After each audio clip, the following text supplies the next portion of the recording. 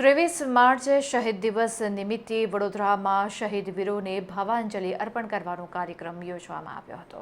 23 March એટલે કે શહીદ દિવસ નિમિત્તે વડોદરા શહેરમાં અમર શહીદ ભગતસિંહ, સુખદેવ અને રાજગુરુના સર્વોચ્ચ બલિદાનને યાદ કરી ભાવભરી શ્રદ્ધાંજલિ અર્પણ કરવામાં આવી હતી। આ પ્રસંગે આયોજિત કાર્યક્રમમાં મીડિયા સાથે વાત કરતા અગ્રણીએ જણાવ્યું હતું કે માત્ર 24 વર્ષની નાની વય દેશની આઝાદી માટે ફાંસીના માંચડે ચડી જનાર ભગતસિંહ આજે પણ ભારતના યુવાનો માટે પ્રેરણા સ્ત્રોત છે। તેમણે ભારપૂર્વક જણાવ્યું કે આઝાદીના જંગમાં અનેક લડવૈયાઓએ પોતાના પ્રાણોની આહુતિ આપી છે, પરંતુ આજના બદલાતા સમયમાં હવે દેશ માટે મરવા કરતાં દેશ માટે જીવવાના મંત્રની વધુ જરૂર છે। રોજિંદા જીવનમાંથી સમય કાઢીને રાષ્ટ્રના વિકાસમાં તમામે યોગદાન આપવું જોઈએ, ત્યારે નેશન ફર્સ્ટની ભાવના સાથે કામ કરી ભારતને વિશ્વના સર્વોચ્ચ શિખરે પહોંચાડવા માટે દરેક નાગરિકે સંકલ્પબદ્ધ થવું જોઈએ। વડોદરામાં આયોજિત આ કાર્યક્રમમાં મોટી સંખ્યામાં લોકોએ જોડાઈને દેશભક્તિનો માહોલ સર્જ્યો હતો અને શહીદોના ચરણોમાં શત નમન કર્યા હતા।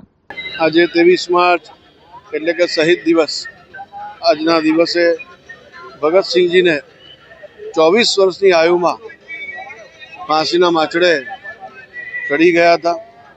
આ દેશભક્તિનો અનોખો જુવાળ એ વખતે યુવાનોમાં જોવા મળતો હતો। ભગતસિંહ પ્રેરણારૂપ છે, સાથે સાથે સુખદેવ, રાજગુરુ અને એના જેવા અનેક શહીદોને શહીદ દિવસે આપણે યાદ કરીએ છીએ, એમના ચરણોમાં સતત નમન કરીએ છીએ।